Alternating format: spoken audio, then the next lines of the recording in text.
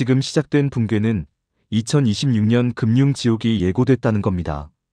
지금 우리는 세계 경제가 조용하지만 분명하게 흔들리고 있는 시점에 서 있습니다. 표면적으로는 금융시장이 안정적인 것처럼 보이지만 국제기구들이 내놓는 최근 보고서들을 하나하나 확인해보면 공통적으로 드러나는 메시지가 있습니다. 그것은 바로 2025년과 2026년이 글로벌 경제의 고위험 구간으로 들어가고 있다는 사실입니다. 저는 이번 영상을 통해 이 시기를 왜 그렇게 위험한 구간으로 보는지, 그리고 우리가 지금 어떤 흐름 속에 있는지를 가장 쉽게 설명드리고자 합니다. 먼저 UNCTAD, 즉 UN 무역개발회의가 내놓은 2025 무역개발 보고서를 살펴보겠습니다. 이 보고서에서 UNCTAD는 세계 경제가 언더 브링크, 즉 벼랑 끝에 서 있다고 표현했습니다. 이는 단순한 과장이 아니라 실제 데이터에 기반한 표현입니다. 왜냐하면 2025년과 2026년 세계 경제 성장률 전망치가 각각 2.6% 수준으로 매우 낮게 유지되고 있기 때문입니다. UNCTAD는 특히 금융 불안정이 무역과 개발을 심각하게 억누르고 있다고 경고했습니다. 이는 세계 금융 환경이 앞으로 충격에 매우 취약하다는 것을 의미합니다. 보고서에서는 물가, 고금리, 지정학적 리스크, 그리고 공급망의 불안정성이 복합적으로 작용하면서 단기 회복보다 장기 둔화의 가능성을 더 높게 보고 있습니다. 이어서 세계은행의 최신 부채 보고서를 보겠습니다. 세계은행은 2024년 기준 저소득국과 신흥국의 부채 서비스 비용이 2년 연속 사상 최고치라고 발표했습니다. 이것은 단순한 부담 증가가 아니라 많은 국가가 빚을 갚는데 너무 많은 재정을 소모하고 있다는 뜻입니다. 더욱 충격적인 사실은 2022년부터 2024년 사이 개발도상국에서 새로 유입된 자금보다 상환한 자금이 약 7,410억 달러나 더 많았다는 점입니다. 즉, 이 국가들은 성장을 위한 투자보다 생존을 위한 상환에 자금을 쓰고 있으며 이것이 경제 위기를 구조적으로 심화시키는 역할을 하고 있습니다. 지금과 같은 고금리 환경이 이어진다면 2025년과 2026년에 더 많은 국가가 부채 재조정, 즉 사실상 채무 위기에 들어갈 수밖에 없다는 것이 세계은행의 경고입니다. IMF의 발표도 동일한 흐름을 보입니다. 국제통화기금은 2025년과 2026년의 예상 성장률을 각각 약 3% 내외로 제시하며 겉보기에는 안정적이지만 실제로는 여러 곳에 취약성이 누적되고 있다고 지적했습니다. IMF 글로벌 금융 안정성 보고서는 금융시장이 차분해 보일 때 오히려 위험이 쌓이는 경우가 많다고 말합니다. 특히 고금리 장기화, 부동산 시장 조정, 금융기관 건전성 약화, 지정학적 갈등 심화는 시장 충격 시 급락의 원인이 될 수 있습니다. IMF는 지금 시장이 낮게 예상된 위험, 과대평가된 자산이라는 조합을 보이고 있으며 충격이 닥칠 경우 리프라이싱, 즉 가격 재평가가 동시에 일어나면서 금융 시스템 전반을 흔들 수 있다고 경고합니다. OECD 또한 비슷한 메시지를 내놓습니다. OECD는 최신 경제 전망 보고서에서 AI 관련 투자와 테크 섹터에서 자산 가격이 빠르게 높아지고 있는 현상을 지적하며 만약 경제 성장이나 기업 실적이 기대에 못 미칠 경우 광범위한 가격 조정, 즉 일종의 버블 조정이 나타날 수 있다고 경고했습니다. 특히 레버리지가 높은 비은행 금융기관, 부동산 펀드, 고위험 채권 시장 등을 금융 취약성의 핵심으로 지목했습니다. OECD는 AI가 가져올 혁신에는 의심의 여지가 없지만 기대가 과도하게 앞서 있을 경우 시장은 언제든지 조정 국면에 들어갈 수 있다고 설명합니다. 즉 UNCTAD, 세계은행, IMF, OECD 이 네 기관은 서로 다른 관점에서 세계 경제를 분석하지만 2025년에서 2026년 구간을 고위험 구간으로 본다는 점에서는 동일한 결론을 내리고 있습니다. 그렇다면 왜 이 시기가 특히 위험한 시기로 평가되는 것일까요? 저는 그 이유를 5가지 전조 신호에서 찾고 있습니다. 첫 번째 전조는 고금리의 장기화입니다. 미국 연방준비제도는 금리 인하를 서두르지 않고 있으며 물가 안정이 확인되기 전까지 신중한 기조를 유지하고 있습니다. 이는 세계적으로 자본 비용이 높게 유지된다는 뜻이며 기업과 정부, 개인 모두 부담이 커지는 구조입니다. 고금리가 길어질수록 부채가 많은 국가부터 흔들리기 시작합니다. 이것이 세계은행이 말하는 부채 취약국 증가의 배경입니다. 두 번째 전조는 달러 유동성의 경색 가능성입니다. 글로벌 금융시장은 여전히 달러 중심으로 움직이는데 금리가 높은 상황에서는 신흥국에서 달러가 빠져나갈 가능성이 커집니다. 달러 유동성이 약해지면 신흥국 통화는 약해지고 이는 물가 상승과 부채 부담을 동시에 증가시킵니다. 한국을 포함한 여러 국가가 환율 불안정에 민감해지는 배경이 바로 이것입니다. 세 번째 전조는 중국과 유럽의 경기 둔화입니다. 중국은 디플레이션 압력과 부동산 위기로 성장 모멘텀이 낮아진 상태이고 유럽은 에너지 가격 불안과 산업 경쟁력 약화로 침체 위험이 존재합니다. 이 두 경제권이 흔들릴 경우 한국과 같은 수출 의존도가 높은 국가는 충격을 피하기 어렵습니다. 네 번째 전조는 지정학적 리스크의 확대입니다. 중동, 우크라이나, 대만 해협 등 여러 지역에서 갈등이 지속되고 있으며 군사적 충돌이 확대될 경우 원자재 가격 급등, 물가 상승, 물류 차질이 동시에 발생할 수 있습니다. 지정학적 충격은 금융시장 불안과 실물 경제 위기를 동시에 촉발하는 요소입니다. 다섯 번째 전조는 자산시장의 과열과 취약성입니다. 주식, 부동산, 테크 기업, 크립토 시장 등 여러 자산군에서 가격이 높게 형성되어 있으며 이는 시장 조정과 폭락 위험을 키우는 구조입니다. 적정 가치보다 높게 평가된 자산은 충격이 닥쳤을 때 더 크게 떨어지는 특징이 있습니다. OECD가 경고한 리스크 리프라이싱, 즉 가격 재평가가 바로 이 상황입니다. 이 다섯 가지 전조는 서로 연결된 구조를 가지고 있습니다. 고금리는 부채를 흔들고 부채 문제는 금융시장을 흔듭니다. 금융시장의 불안은 달러 유동성을 약화시키고 달러 유동성의 변화는 신흥국 경제를 압박합니다. 신흥국의 경제 불안은 다시 금융시장에 충격을 주고 지정학적 리스크는 여기에 불을 붙입니다. 이런 구조는 결국 세계 경제를 2025년과 2026년 구간에서 취약하게 만드는 핵심 원인입니다. 저는 이 흐름을 보면서 한 가지 중요한 결론을 내렸습니다. 그것은 바로 지금 세계 경제는 붕괴가 시작되는 단계에 있다는 것입니다. 여기서 말하는 붕괴는 갑작스럽게 시장이 폭락하는 것만을 의미하지 않습니다. 눈에 보이지 않는 서서히 진행되는 붕괴, 즉 성장 둔화, 부채 증가, 금융 취약성 확대로 이어지는 구조적 붕괴가 이미 시작되었다는 의미입니다. 그리고 이 구조적 붕괴는 충격 요인이 하나만 등장해도 빠르게 심화될 수 있는 상태에 있습니다. 이것이 국제기구들이 공통으로 말하는 고위험 구간 진입의 진짜 의미입니다. 앞서 말씀드린 대로 지금 세계 경제는 이미 구조적 붕괴의 초입에 들어와 있습니다.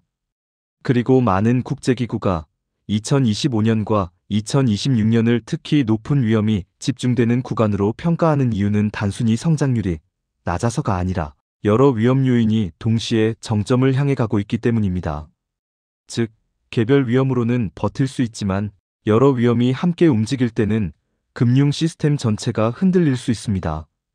저는 지금부터 2026년에 어떤 요인들이 금융 위기를 촉발할 수 있는지, 그리고 그 요인들이 서로 어떻게 연결되는지 차근차근 말씀드리겠습니다. 첫 번째 촉발 요인은 금리의 장기 고착화입니다. 미국 연방준비제도는 2024년과 2025년을 거치며 고금리 기조를 유지했고 시장은 한때 빠른 금리 인하를 기대했지만 실제로는 인하 속도가 매우 제한적이었습니다. 물가 안정이 확실하게 확인되지 않았기 때문입니다. 금리가 높게 유지될 경우 가장 먼저 타격을 받는 것은 부채 구조가 취약한 국가들입니다. 이미 세계은행은 저소득국의 부채 상환 비용이 사상 최고치라고 경고했고 많은 신흥국이 금리 부담을 견디지 못해 IMF 구제금융 혹은 부채 재조정 가능성으로 밀려가고 있습니다. 금리가 떨어지지 않으면 부채 부담은 증가하고 증가한 부담은 결국 금융시장의 불안정성을 키우는 방향으로 작용합니다. 즉, 높은 금리는 그 자체로 위기의 시작점입니다. 두 번째 촉발 요인은 달러 유동성 경색입니다. 미국 금리가 높은 상황에서는 달러가 신흥국에서 빠져나가고 안전자산으로 이동하는 흐름이 강화됩니다. 이는 신흥국 통화가치 하락, 수입 물가 상승, 물가 불안, 외환 보유액 감소로 이어집니다. 특히 외환 보유액이 충분하지 않은 국가일수록 달러 유동성 위기에 매우 취약해집니다. 달러 유동성 위기는 단지 환율 급등으로 끝나지 않습니다. 은행 시스템이 달러 부채를 제때 상환하지 못할 경우 은행 부실과 금융 경색으로 번질 수 있습니다. 바로 이 점이 2026년을 위험한 시기로 만드는 이유입니다. 고금리 환경이 오래 지속되면 달러가 빠져나가고 그 달러 부족은 신흥국에게 사실상 위기의 카운트다운이 되기 때문입니다. 세 번째 촉발 요인은 중국 경기 둔화의 장기화입니다. 중국은 과거 세계 경제의 성장 엔진이었지만 지금은 부동산 시장 붕괴, 청년 실업률 증가, 디플레이션 압력 등 여러 구조적 문제를 동시에 겪고 있습니다. 중국 경제가 회복되지 않으면 수출 의존도가 높은 국가들은 직접적인 충격을 받습니다. 한국도 예외가 아닙니다. 한국 전체 수출의 20% 이상이 중국으로 향하고 있으며 반도체, 기계, 화학 등 핵심 산업이 중국 경기 둔화의 영향을 받습니다. 중국의 성장률이 낮으면 글로벌 수요가 줄어들고 줄어든 수요는 다시 세계 경제 둔화로 이어집니다. 이런 상황에서 충격 요인이 하나만 발생해도 전 세계 금융시장은 빠르게 불안해질 수 있습니다. 네 번째 촉발 요인은 유럽의 경제금융 취약성 확대입니다. 유럽은 에너지 가격 변동성과 제조업 경쟁력 저하, 은행 부실 위험 등 구조적 문제를 겪고 있습니다. 특히 독일 제조업의 침체는 유럽 전체 경기 둔화를 이끌고 있습니다. 유럽 은행들은 아직까지는 안정적으로 보이지만 부동산 시장 조정과 기업 부실 리스크가 겹치면 2026년을 기준으로 문제가 확대될 가능성이 있습니다. 금융 시스템은 서로 연결되어 있기 때문에 유럽의 불안은 곧바로 글로벌 금융시장으로 전이될 수 있습니다. 다섯 번째 촉발 요인은 지정학적 충격 가능성입니다. 지금 세계 곳곳에서 갈등이 이어지고 있으며 그 갈등은 언제든지 실물 경제와 금융시장을 동시에 흔들 수 있습니다. 중동 지역의 불안정은 에너지 가격 급등으로 이어질 수 있고 대만 해협의 긴장은 글로벌 반도체 공급망을 흔들 수 있습니다. 지정학적 충격은 예측이 어렵기 때문에 시장이 가장 두려워하는 위험 요소입니다. 충격이 일어나면 금융시장은 즉각적으로 반응하고 이미 취약한 구조 속에서는 작은 충격도 큰 위기를 만들 수 있습니다. 여섯 번째 촉발 요인은 자산시장의 고평가와 조정 위험입니다. 주식, 테크, 부동산, 채권, 크립토 등 여러 자산군에서 가격이 높게 형성되어 있으며 이는 충격 시 급락 위험을 키우는 구조입니다. 특히 AI 관련 기술주와 성장주는 기대감이 과도하게 반영되어 있으며 만약 실적이나 성장성이 기대에 미치지 못하면 시장은 즉각적으로 가격을 재조정할 것입니다. OECD는 이를 리스크 리프라이싱이라고 표현하며 시장이 과도하게 낙관적인 시점에서 조정은 더 크게 나타날 수 있다고 경고했습니다. 즉, 투자자 심리가 실제 경제보다 앞서 있는 상황은 언제든지 조정의 원인이 됩니다. 일곱 번째 촉발 요인은 신흥국 부채와 은행 시스템의 취약성입니다. 세계은행 보고서에 따르면 신흥국의 부채 서비스 부담은 이미 위험 구간에 진입했으며 고금리가 유지되면 더 많은 국가가 부채 위기에 들어갈 가능성이 높습니다. 부채 위기는 금융기관의 건전성을 위협하고 은행 시스템의 취약성은 금융위기의 핵심이 됩니다. 2026년을 고위험 구간으로 보는 이유는 바로 이 취약성이 누적되어 왔기 때문입니다. 신흥국은 달러 부채를 갚기 어렵고 은행 시스템은 대출 부실 위험이 커지고 있으며 기업과 가계의 부채도 늘어나고 있습니다. 이런 복합적 리스크는 금융 시스템 전체를 흔드는 강력한 촉발 요인이 됩니다. 이제 이 7가지 촉발 요인을 정리해보면 다음과 같은 결론에 도달할 수 있습니다. 2026년은 단일 충격이 아니라 여러 충격이 동시에 발생할 수 있는 구조적 위험 구간이라는 것입니다. 저는 이 상황을 세 가지 시나리오로 나누어 설명드리겠습니다. 첫 번째 시나리오는 완만한 둔화와 부분적 조정입니다. 이 경우 세계 경제는 성장률이 낮지만 큰 충격 없이 유지됩니다. 그러나 부채 취약국과 일부 자산군에서 조정이 나타날 수 있습니다. 이 시나리오는 가장 온건한 형태지만 지금의 취약성을 고려하면 가능성이 높지 않습니다. 두 번째 시나리오는 금융시장 불안과 자산 가격 조정입니다. 이 시나리오에서는 고금리와 성장, 둔화가 맞물려 금융시장에서 가격 재평가가 급격하게 일어나는 상황이 전개됩니다. 주가 조정, 부동산 가격 하락, 기업 부도 증가 등이 나타날 수 있습니다. 이 시나리오는 IMF와 OECD가 경고하는 구조적 취약성과 가장 가까운 형태입니다. 세 번째 시나리오는 복합적 충격을 동반한 글로벌 금융위기입니다. 이 경우 달러 유동성 위기, 신흥국 부도 증가, 지정학적 충격, 자산시장 폭락 등이 동시에 일어나며 금융 시스템 전반이 불안해지는 형태입니다. 이 시나리오는 2008년과 유사한 형태지만 지금의 부채 구조를 고려하면 오히려 더 빠르고 광범위하게 진행될 가능성이 있습니다. 물론 이 시나리오가 반드시 일어난다고 말할 수는 없지만 국제기구들이 이 시나리오를 염두에 두고 경고 신호를 보내고 있다는 점은 반드시 기억해야 합니다. 이제 우리는 이 위기가 한국 경제에 어떤 충격을 줄 수 있는지를 살펴봐야 합니다. 첫 번째 충격은 환율 급등 위험입니다. 달러 유동성이 빠져나가면 원화 가치는 약해지고 환율은 올라갑니다. 이미 2022년과 2023년에 높은 환율로 인한 불안이 나타났고 2025년에 이어 2026년에도 비슷한 흐름이 나타날 가능성이 있습니다. 환율이 오르면 수입 물가가 상승하고 이는 다시 물가 상승으로 이어지며 가계 부담을 키웁니다. 두 번째 충격은 물가 재상승 위험입니다. 글로벌 공급망이 흔들리거나 원자재 가격이 급등하면 한국은 즉각적인 영향을 받습니다. 물가가 다시 오르면 금리 인상이 필요해질 수 있고 이는 가계부채 문제가 더 악화되는 결과를 가져옵니다. 세 번째 충격은 가계부채와 부동산 시장 위험입니다. 한국은 세계적으로 가계부채 비율이 매우 높은 국가이며 금리가 올라가거나 경제가 둔화되면 연체율 증가, 부동산 가격 조정 등으로 금융 시스템 전체가 압박을 받을 수 있습니다.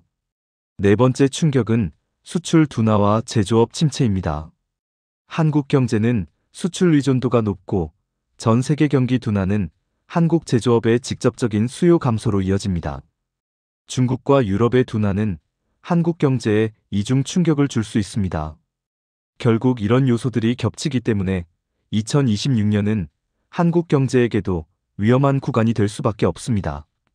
우리는 지금 이미 구조적 붕괴의 과정 안에 있으며 이 흐름은 작은 충격만으로도 빠르게 심화될 수 있는 상태입니다. 국제기구들이 말하는 고위험 구간 진입의 의미는 바로 이것입니다. 시장이 겉으로는 안정적으로 보이지만 실제 위험은 곳곳에서 누적되고 있다는 사실입니다. 이제 저는 이 모든 전조와 촉발 요인을 바탕으로 개인이 무엇을 준비해야 하는지 핵심만 말씀드리려고 합니다.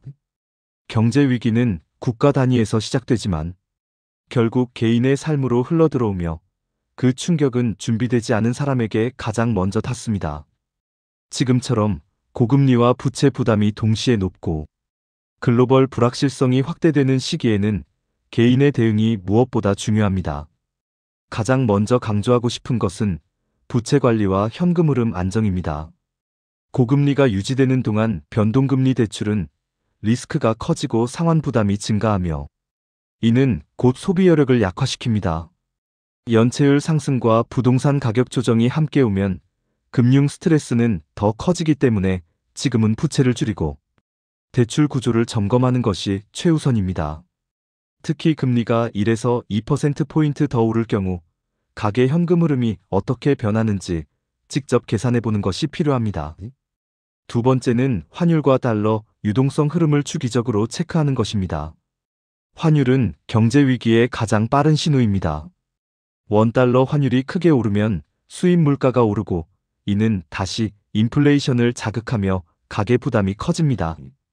달러 유동성이 빠져나가는 시기에는 외화 자산 비중을 점검하고 포트폴리오가 한 방향으로 쏠려 있지 않은지 확인해야 합니다. 세 번째는 투자 포트폴리오 전반의 분산입니다. 지금은 여러 자산군이 고평가되어 있어 충격이 오면 동시다발적으로 조정이 나타날 수 있습니다. 주식, 부동산, 테크, 크립토 등 어느 한 자산군에 집중된 구조는 위기에서 가장 취약합니다. 미국과 한국, 선진국과 신흥국, 주식과 채권, 금과 달러 등 자산군을 분배해 리스크를 나누는 것이 필요합니다. 분산은 위기에서 생존을 결정하는 핵심 전략입니다. 네 번째는 소득원을 다변화하는 것입니다. 경제 위기 국면에서는 일자리 축소나 소득 감소가 나타날 수 있기 때문에 한 가지 소득에만 의존하는 구조는 매우 위험합니다. 부업, 기술 습득, 프리랜서 업무 등 다양한 소득 흐름을 확보하면 충격을 흡수할 힘이 생깁니다. 국제기구가 강조하는 가계 회복력을 개인 수준에서 실천하는 방법이 바로 이것입니다. 다섯 번째는 현금 비중 유지입니다. 현금은 위기 때 단순한 안전자산이 아니라 기회를 잡을 수 있는 자산입니다. 시장이 조정될 때 현금을 가진 사람만이 낮은 가격에 좋은 자산을 매수할 수 있으며 현금이 없는 사람은 오히려 자산을 헐값에 처분해야 하는 상황에 놓일 수 있습니다. 따라서 일정 비율의 현금을 유지하는 것은 위기 대응뿐 아니라 향후 투자 기회를 얻기 위한 핵심 전략입니다. 마지막으로 제가 가장 강조하고 싶은 점은 지금의 위기는 한 번에 무너지는 급격한 폭락이 아니라 조용히 그러나 분명하게 진행되는 균열이라는 점입니다. 성장 둔화, 부채 증가, 금융 취약성, 자산 고평가, 지정학적 불안 같은 요소들은 이미 구조적 붕괴의 전 단계에 있고 2025년과 2026년은 그 균열이 현실이 될 가능성이 높은 기간입니다. 지금 이 시기를 정확히 이해하고 개인적인 대비를 하는 것이 무엇보다 중요하며 위기는 피할 수 없지만 대비한 사람에게는 기회로 작용할 수 있다는 점을 기억해야 합니다. 결국 2026년을 살아남는 힘은 정보가 아니라 준비에 달려 있습니다.